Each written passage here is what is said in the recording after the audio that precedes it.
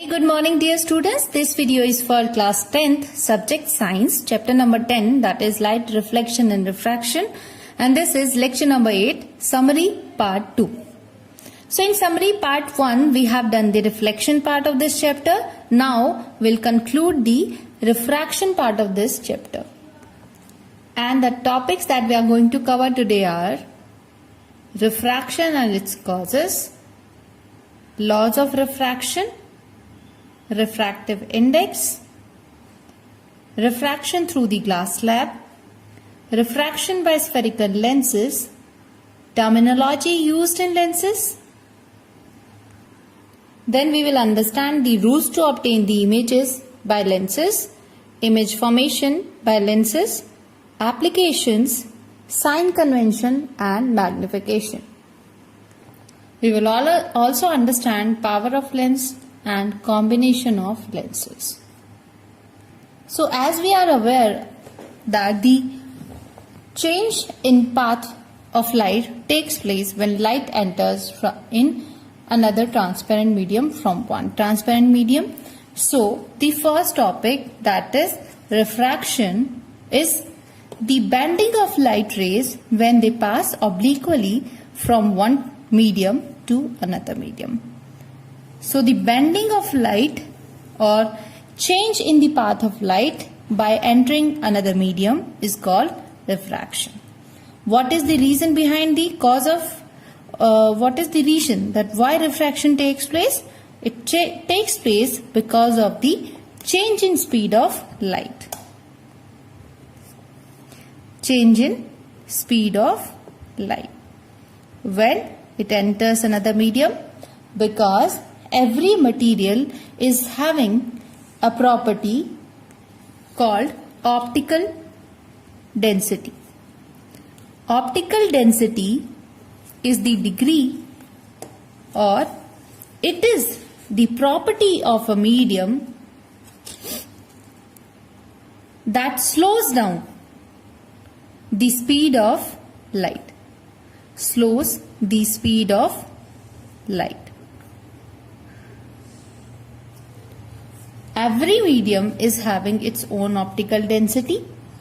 In comparison to other medium, one medium can be called as optically rarer, in which the speed of light is faster in comparison to some other medium. The medium will be called optically denser medium if the speed of light is slower in that medium. So we have two kinds of mediums, optically rarer and optically denser. So what is the cause of refraction? The cause of refraction is the change of speed of light when it enters the different medium. Next topic is, what are the laws of refraction? So dear students, as laws of refraction are two. The first law is that the incident ray, refracted ray and the normal at the point of incidence, they all lie in a same plane.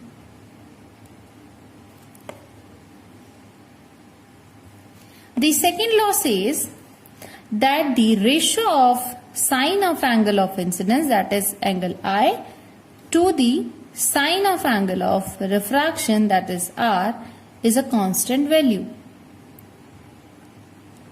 And this constant value is the refractive index of the medium in which the light will enter, where I is the angle of incidence, R is the angle of refraction. Refractive index of a material can be written as N. So dear students, as we know that the speed of light in vacuum is 3 into 10 raised to power 8 meters per second, but the air, which is the rarest medium in comparison to the other mediums, so the speed of light is considered as same as that of the speed of light in vacuum. So the value of speed of light in vacuum is also called as speed of light in air. Now, the amount of change in speed of light in a medium depends on a property of the medium, which is called refractive index. So we can define refractive index as the measure of how much the speed of light changes when it enters the medium from air. So we can write it as that refractive index, or N, is equal to the speed of light in vacuum upon the speed of light in medium. If the speed of light in vacuum is C and the speed of light in medium is V, then we can write N is equal to C by V. And we know, as this value is the highest value of speed of light, then C will always be greater than V. So N, or the refractive index, will always have a value greater than 1. Refractive index is a pure number, so it has no units. The next term is relative refractive index. Refractive index. So dear students, when we have two types of mediums, let's say medium 1 and medium 2. In medium 1, the light is traveling with the speed v1, and medium 2, the light is traveling with the speed v2. So the relative refractive index of a medium can be given as, let's say, the light is entering from medium 1 to medium 2, then the refractive index of second medium with respect to first can be given as the speed of light in medium 1 upon the speed of light in medium 2. And what is the value for this? N21 is equal to V1 by V2. From the previous values of N, we also have N is equal to C by V, where V was the speed of light in vacuum in a medium. So, as the value of N is equal to C by V, so if the speed of light in medium 1 is V1, then N1 will be given as C by V1 and N2 will be given as C by V2. From here we can calculate the value of V1 and V2. V1 will be equal to C by N1 and V2 will be C by N2. By putting these values in this equation, we will get C by N1 upon V2 is here. So it will be C by N2. If we simplify the equation, we will get N21 will be equal to N2 by N1. Or simply we can say that the relative refractive index of second medium with respect to first can be written as the refractive index of second medium upon refractive index of first medium. One thing to remember, that the refractive index of a medium in comparison to vacuum is known as absolute refractive index of that medium. Okay, so the relative refractive index of second medium with respect to the first is equal to the ratio of absolute refractive index of second medium to the absolute refractive index of first medium. According to Snell's law, we also have that the refractive index of medium 2, in which the light is entering from vacuum, is given as sine I upon sine R. So this value just now calculated, it can be written as N2 by N1. That means N1 sine I is equal to N2 sine R. These are some of the important formulas or relations that we have to remember in this chapter. Now, on the basis of this relation, we can calculate that in which direction the light will bend. So the direction of bending of light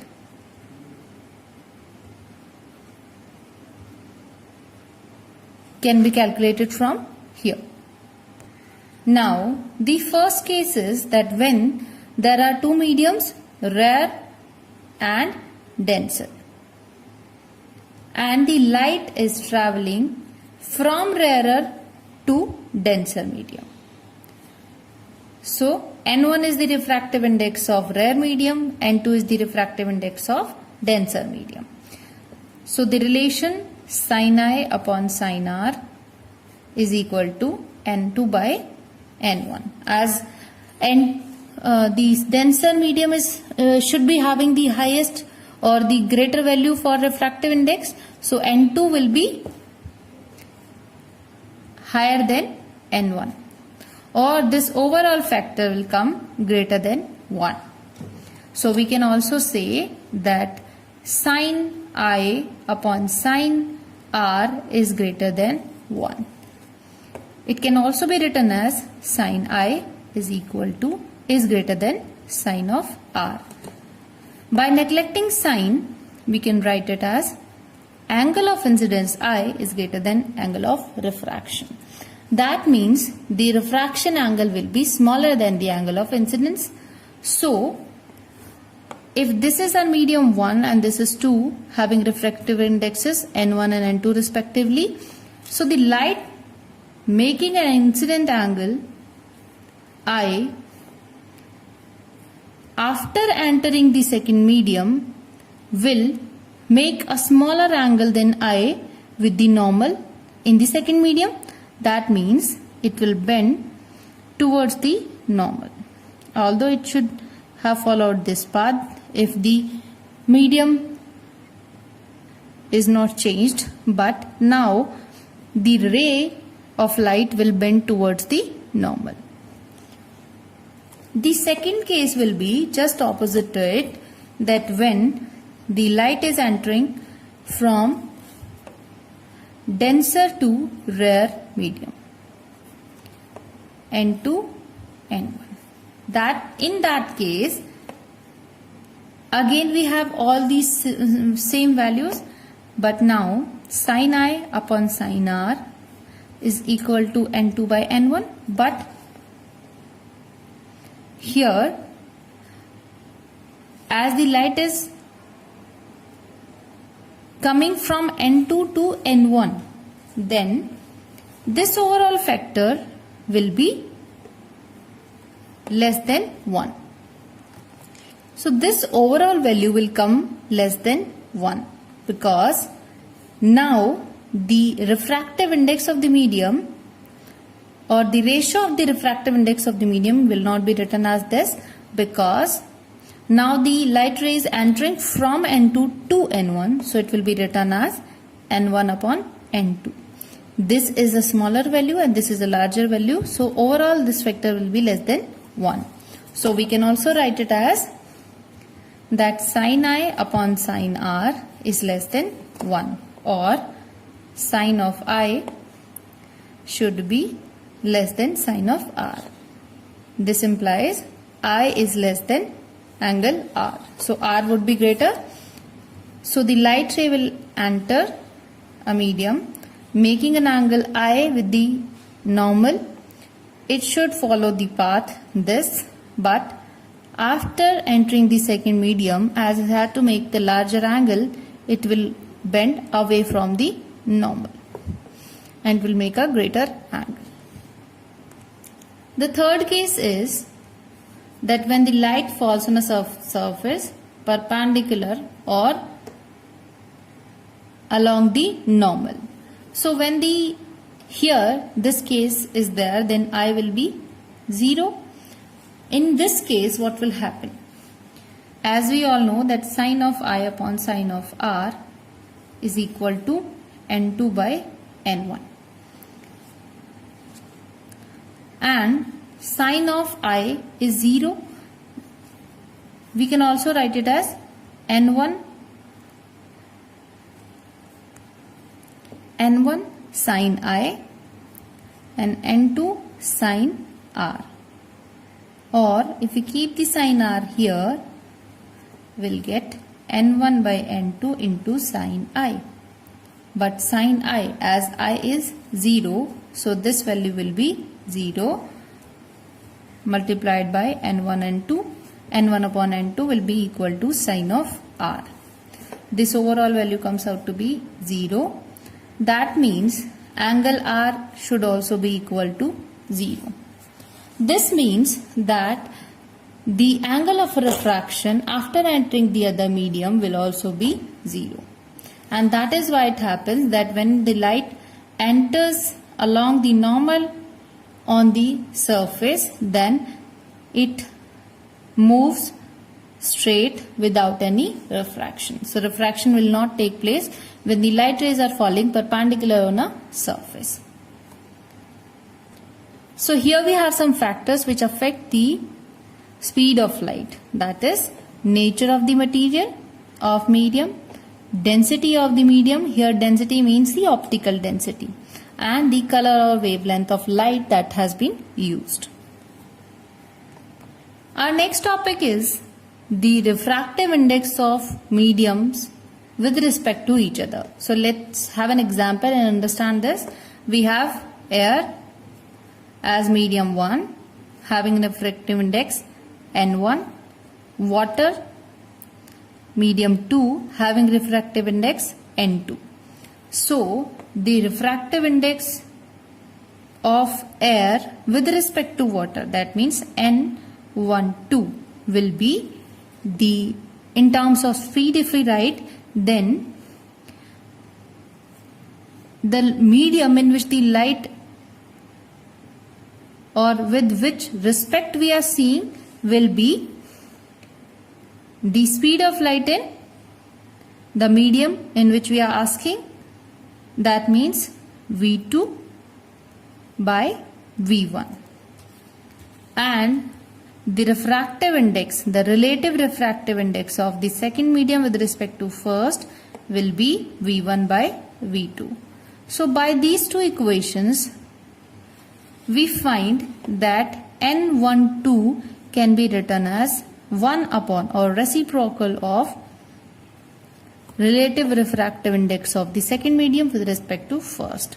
So the relative refractive index of one medium with respect to another is the reciprocal of the relative refractive index of the second medium with respect to the first. So here, as we were having the example of air and water, so N12 is N air, water, 2 is water, so NWA, air. It can also be written as N, for which we are asking, that will be written here.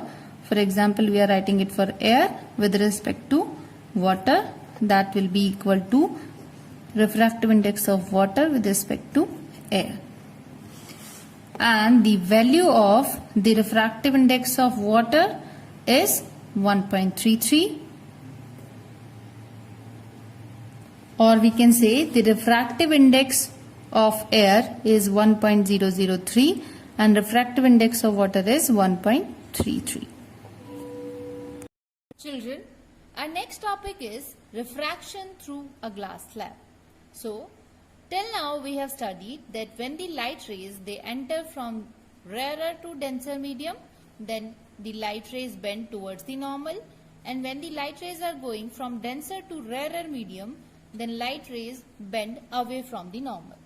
Now, when we have to study the refraction through the glass slab, then we have two mediums, medium 1 is air, in which the light speed of light is c. Medium 2 is glass slab, in which, let's say, the velocity of light will be v. So here we have a glass slab. This is our medium 2, which is optically denser as compared to the medium 1, which is air. Let's say this is the point of incidence of the light. Here we have to draw normal. So this will be the angle of incidence. This is our normal and this is our incident ray. So here at the interface of air and glass, the light ray has to bend, as the refractive index of the glass slab is more than the refractive index of air. So the light ray is entering from rarer to denser medium, and according to the laws of refraction, as we have already studied, the light ray will bend toward the normal. So this is the original path that the light rays would have traveled if the glass slab would not be here, but it has to bend towards the normal, because now the speed of the light will slow down, because of which it will be moving slow inside the glass. So this is the angle of refraction. Now here at the second interface, where the light is emerging out of the glass, it is coming from denser to rarer medium. So again we will draw normal at the interface of the two mediums. Now this ray, which was the refracted ray for the first interface, becomes the incident ray for the second interface. Now let's say this makes an angle I1. Now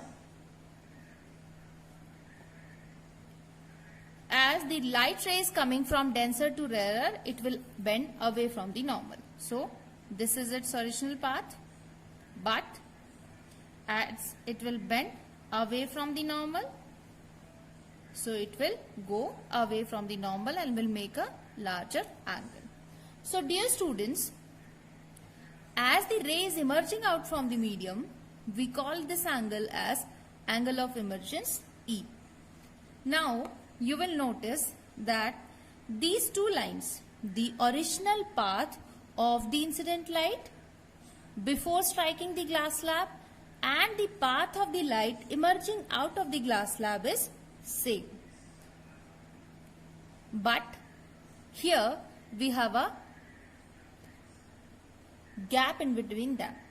This perpendicular distance between the two paths obtained by the light ray, one which is the original path, second which is obtained by the light after refraction. This distance is known as lateral displacement or lateral deviation, or it can also be called as lateral shift. Now on what basis we can say that these are two parallel lines? If we are able to show that this angle is equal to this angle, that is angle I is equal to angle of emergence, then we can prove that these are two lines which are parallel to each other. So to prove this, what we have to prove? Angle I is equal to angle of emergence, that is angle E. As we all know that the refractive index of the second medium with respect to first is given as the sine of I upon sine of R. This is our equation 1. At the second interface, the light is coming from the second to first medium, that is air. So refractive index of air, medium 1, with respect to glass will be sine of angle of incidence. What is the angle of incidence here? Sine of I1 upon sine of emergence. So sine I E. This is equation number 2. But In previous derivation, what we have done, that relative refractive index of one medium with respect to another can be written as, let's say we are writing the refractive index for this. Refractive index of medium 2 with respect to first will be reciprocal of the refractive index of the first medium with respect to the second one. N1, 2. So by putting the value of N21 and N12 here, what we get? Sin I upon sin R equal to 1 upon sin of I upon sin of E. Reversing it, we get sin of E upon sin of I1. But here, just let us look at the angle R and I1. These two are the normals. That means these are perpendiculars on the glass slab at the point of incidence. So perpendiculars are always parallel lines. That means these two normals are parallel to each other. They are cut by a line. So these two, R and I, are the alternate angles of two parallel rays. That means R is equal to I1. If so, then as the situation that we have is sin of I upon sin of R is equal to sin of E upon sin of I1. So these two terms are equal, so it will cancel out each other. This implies that the angle sin of I is equal to sin of E. That means the angle of incidence is equal to the angle of emergence. This proves that the incident light is parallel to the emergence ray or the light which is emerging out from the glass slab with some parallel shift denoted by LD. One more thing to tell you, that the lateral shift, that is D, is directly proportional to the thickness of the glass slab. That means thicker the glass slab, more will be the deviation or the lateral shift between the actual path of the light and the light ray emerging out of the glass slab. Second, lateral shift is directly proportional to the angle of incidence. More is the angle of incidence, more will be the deviation. Third is angle of incidence. The lateral shift is directly proportional to the refractive index of the glass.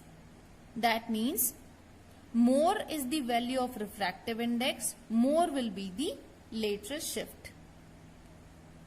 The last factor is that the lateral shift is inversely proportional to the wavelength of the light ray used.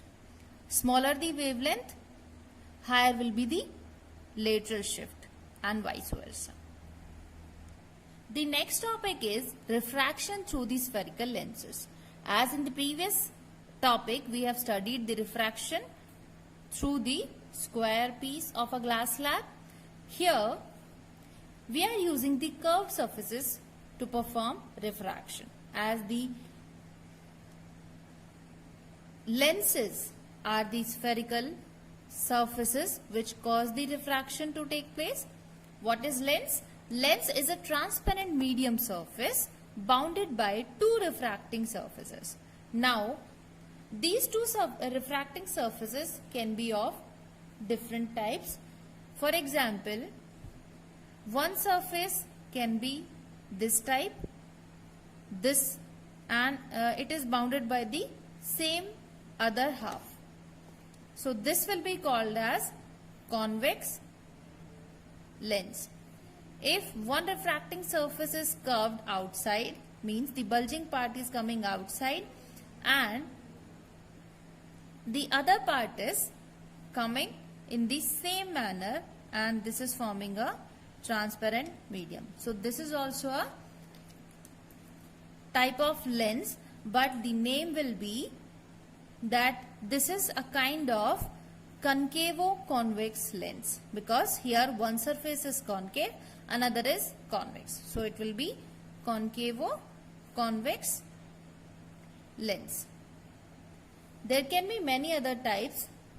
Either by joining the two different type of refracting surfaces, we can form different varieties of lenses. But mainly the types of lenses that we have to study are convex lens and concave lens.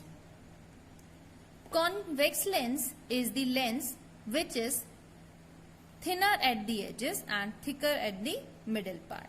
This is how the convex lens looks like, but the lenses are very thin. As you are seeing here, this dimension I have made to show you, but actually the lenses are thinner, but they are thicker, a little thicker in the middle, and at the edges they are thinner. Convex lenses. The other type of lenses that they are thinner at the mid portion and thicker at the edges. This type of lens is called concave lens. Here, convex lens is also called converging lens, whereas concave lens is called diverging lens. Why? I'll be discussing this that why they are called converging and diverging lenses when we are studying the terminology of the lenses.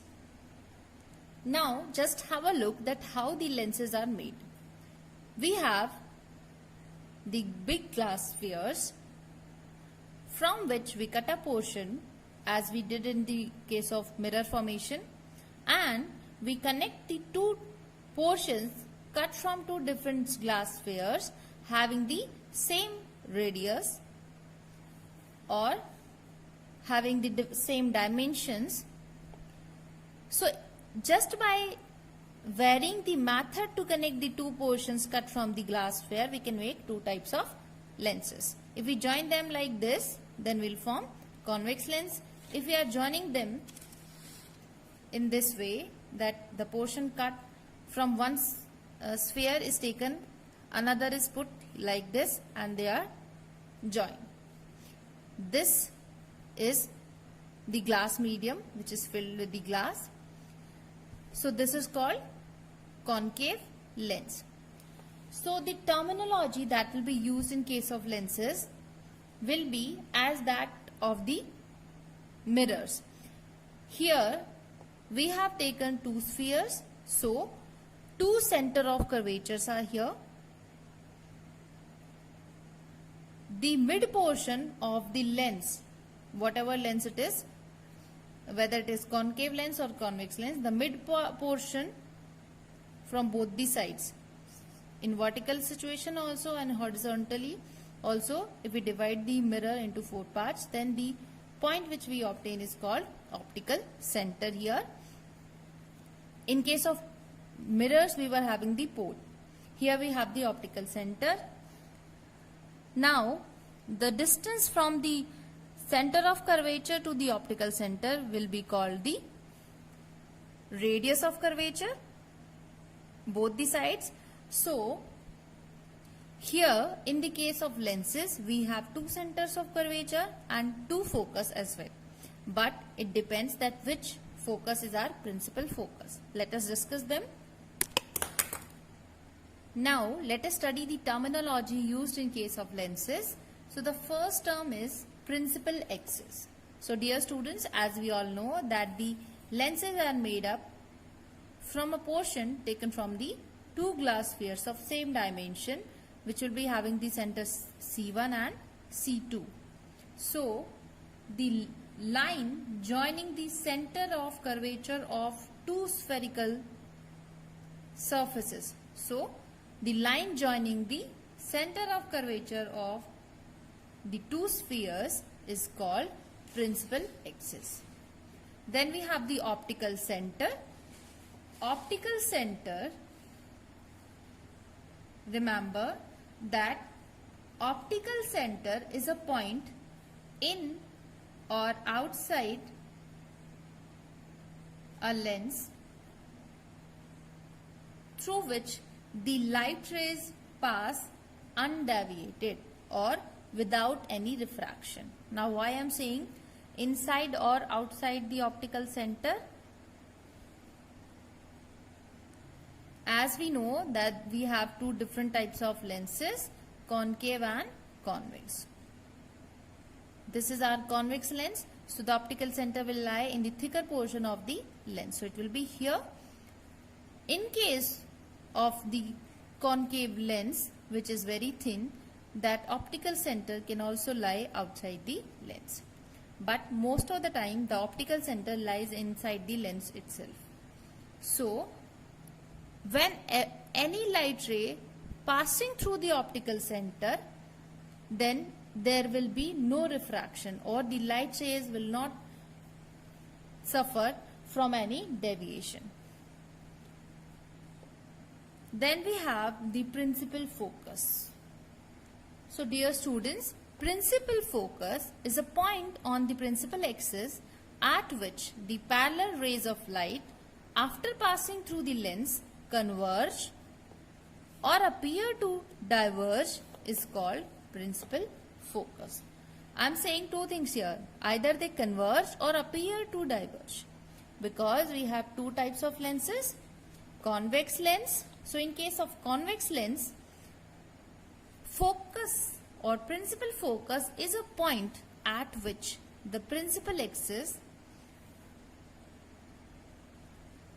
or we can also say that the principal focus is a point at principal axis at which all the light rays coming parallel to the principal axis converge after passing through the lens. That means if the radiations are coming from the left of the mirror, after passing through the lens, they will converge at a point at principal axis, and that point will be known as principal axis. Now, as I told you, here we have two centers of curvature, so we have two foci as well, F1 and F2, but from the direction from which the light rays are coming, which side, that side will have the secondary focus, and after passing through the lens or performing the refraction, the light rays will meet at a point on the second side of the lens. So that will be our principal focus in case of concave mirror. So if the light rays are coming from this side and converging on the right side of the convex lens, then this is the principal focus. If the light rays are coming from this side and converging at this point, then this will be our principal focus. In case of concave lenses, a point at principal axis at which all the light rays coming parallel to the principal axis, they appear to diverge after passing through the lens is called the principal focus. For example, here we have a concave lens with two foci. Let's say the light rays are coming from left hand side of the mirror parallel to the principal axis. Then after refraction, the light rays are getting diverged, but when we retrace them back, the light rays they appear to come from a particular point, or they appear to get diverged from a particular point, which is called the principal focus of the concave mirror. That means in case of convex lens, the principal focus will be in the opposite side as that of the object, and in case of a concave lens, the principal focus will be on the same side as that of the object. But the distance from the optical center for both the focus, whether it is primary focus or secondary focus, the distance of the focus point will be the same. That means F1O is equal to F2O. And this distance of the principal focus from the optical center is called the focal length of the lens. So F1O or F2O are the focal lengths of the lens, denoted by a letter F. One more thing to tell you here, that I was telling you that convex lenses are also called converging lenses. Why? Because all the radiations coming parallel to the principal axis axis, they converge at a point or at principal focus. So that is why the convex lenses are called converging lenses. Same with the case of concave lens, that all the radiations coming parallel to the principal axis, they get diverged after passing through the concave lens, and that is why this lens is also called diverging lens. The next term is focal length. So I told you the distance of the focus to the optical center is known as the focal length of the lens. In case of convex lens, the focal length, principal focus or focal length will be positive. In case of concave lens, f will be negative. In case of sign convention, I will tell you why. Aperture is the width of the lens which is exposed to the light or which performs the diffraction. Another important term used in case of lenses is power. Power is the degree of convergence or divergence of light rays achieved by the lens, and it is expressed in the terms of power. So, the ability of a lens to converge or diverge the light rays is called its power. It is denoted by a letter P and given as the reciprocal of the focal length. That means lesser the focal length, higher will be the power, or vice versa.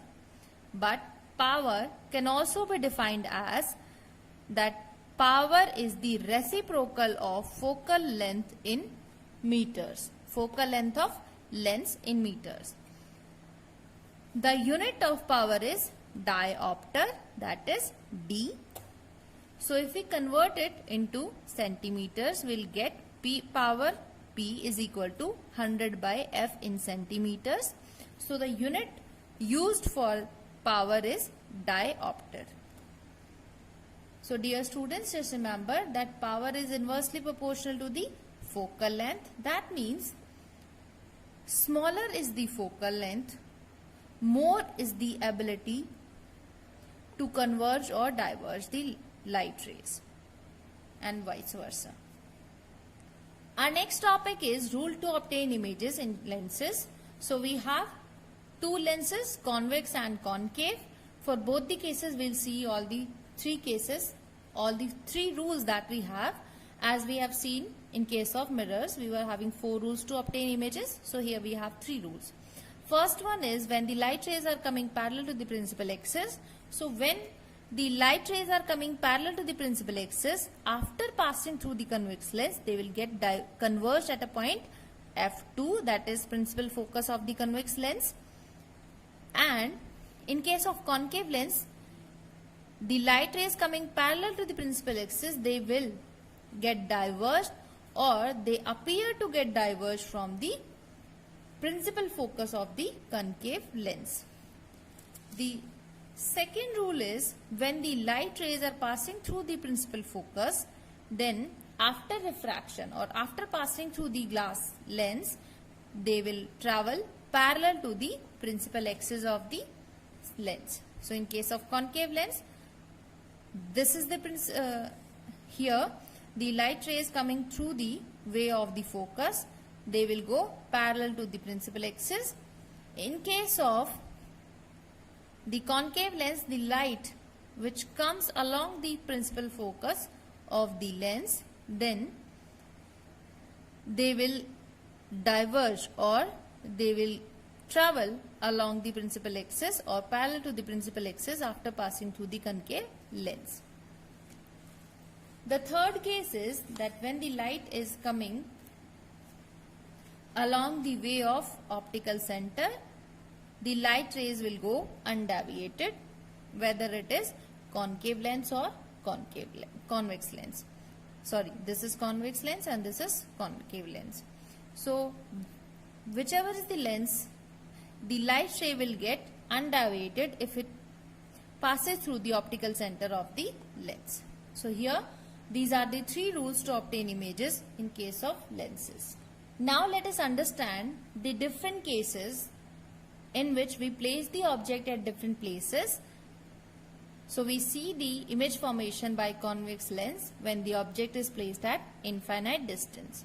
So when the object is placed at infinite distances, the light rays will be coming parallel to the principal axis. So here when the light rays are coming parallel to the principal axis, they will get converged at the focus of the convex lens. So they will get converged at the f2, and here we will obtain a point size image. So we can say that image is obtained at f2, highly diminished or point size image. It is real and inverted. Why it is real and inverted? That have been discussed earlier as well. The second case is when the object is beyond C1, or here we have the 2f1. So when the object is placed beyond 2f1, the light ray coming parallel to the principal axis will pass through focus. The light passing through the optical center will go undeviated. So these two refracted rays meet at a point A dash. So by putting a perpendicular on the principal axis, we'll get A dash B dash. This is the image. So the image is obtained between f2 and 2f2. Diminished or smaller than the object, real and inverted. The third case is when the object is at 2f1. The same rules are used, that the light rays parallel to the principal axis pass through the focus after refraction. The light rays passing through the optical center will pass undeviated, and we get the image of the object as 2f2. So the image is obtained at 2f2. It is the same size as that of the object, real and inverted. Case number 4, when the object is brought more near to the lens. So the object is now between f1 and 2f1. Same rules are used, that when the light rays are coming parallel to the principal axis, will pass through the focus after refraction, and the light rays passing through the optical center will pass undeviated. So here we are obtaining the image beyond 2f2, real and inverted, and it is magnified. So now the image has started becoming larger than the object. Then fifth case is when the object is placed at f1, then the two light rays after refraction becomes parallel to each other. So we suppose that the light rays will meet at infinite distance. So the image will be formed at infinite distance. It will be real and inverted and highly magnified. The last case is then when the object is between f1 and optical center.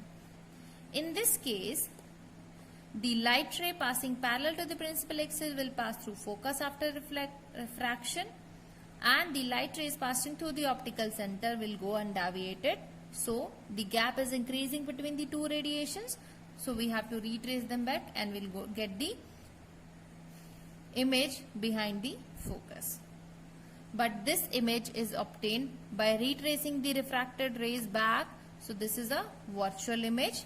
So we can write it as that the image is obtained beyond f1, virtual, erect and highly magnified. As the convex lens is providing the varieties of image obtained, so they are used in varieties of applications. They are used in astronomical telescopes, in cameras, terrestrial telescopes, cinema projectors, searchlights, magnifying glass, or as simple microscope as well. Now the image formation by concave lens is there. Here we have the two cases. One, when the object is at infinite, so the radiations coming parallel to the principal axis will get diverged. They will appear to get diverged from the focus of the concave lens. So when we are retracing the refracted rays back, we get the image of the object at the principal focus of the lens. So the image is at focus, highly diminished, virtual and erect. In the second case, when the object is anywhere between the infinity and optical center, then the same rules are used, but the image is obtained between F and O. It is also virtual and erect and diminished or smaller than the object. Concave lenses are used in spectacles for the correction of short-sightedness. Now, the sign convention is here, that how we take the object distance, object height, image height and focal length of the lenses. So, the same way we have to do that. The first rule is all the distances will be measured from the optical center, as we were doing it from the pole in the case of mirrors. All the distances measured in the direction of incident ray are taken as positive, and all the distances measured against the direction of incident ray will be taken as negative. Third rule is all the heights above the principal axis will be positive, all the heights below principal axis will be negative. So, in case of concave lens, as we know that the principal focus is also on this side when the radiations are coming from this side. So, if we want to obtain the sign for both the lenses, we have concave lens, convex lens. So, in case of convex lens, U will be negative. V will be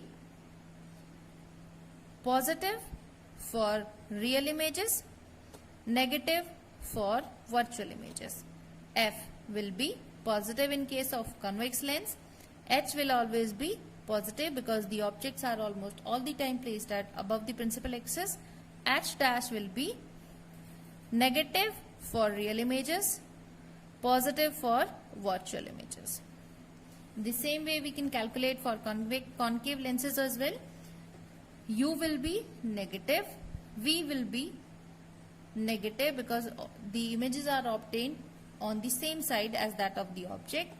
F will be negative in case of concave mirrors, H will be positive, H dash will also be positive because here we are only obtaining the virtual images. Then we have the lens formula. So, as we were having the mirror formula in case of mirrors, here we have the relation between the object distance, image distance and the focal length of the lens, which is called lens formula. Here it is given as 1 by V minus 1 by U is equal to 1 by F, where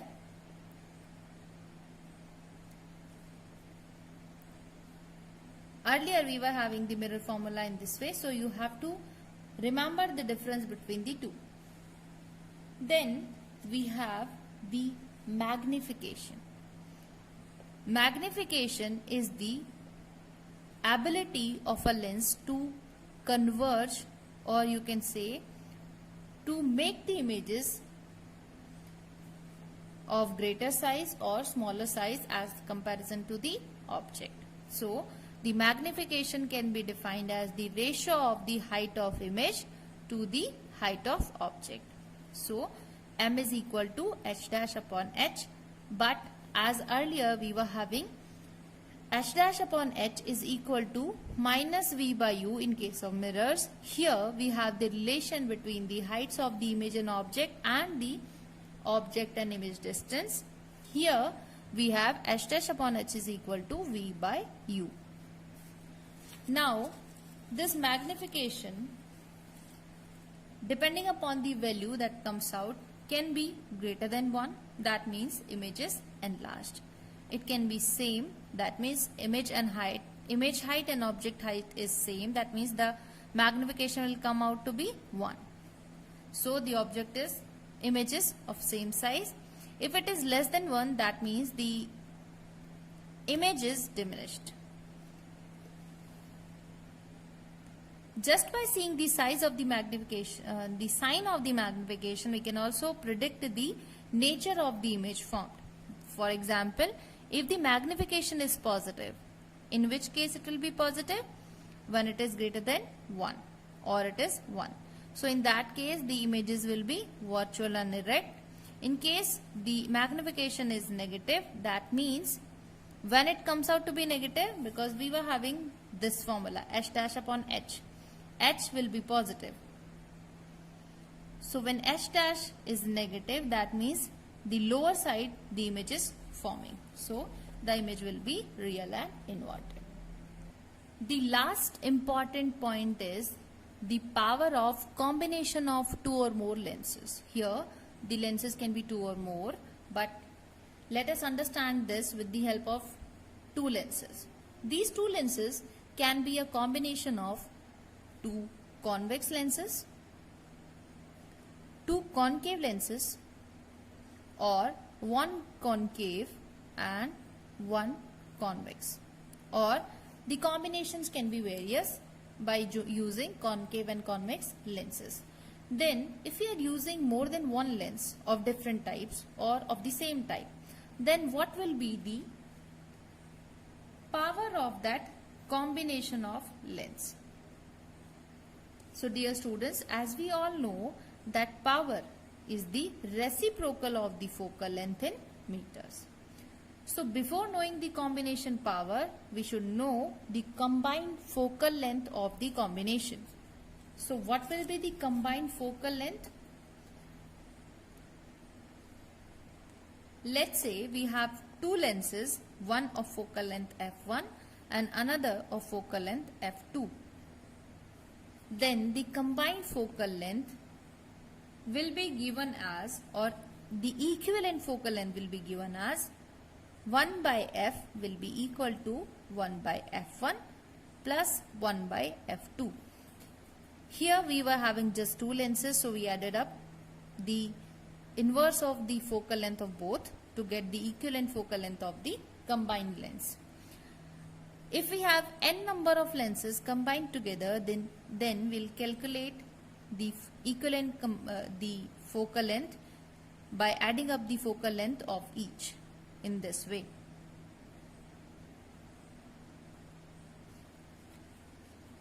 So we can also see that 1 upon f1 will be the power of the first lens, 1 upon f2 will be the power of second lens, and this combined power becomes the combined power or power of combination. So it is written as P.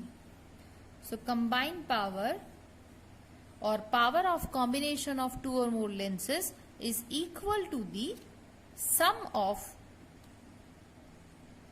all the powers or individual powers of the lenses. But we have to remember some points. When we are using two different types of lenses, let's say one is concave and one is convex.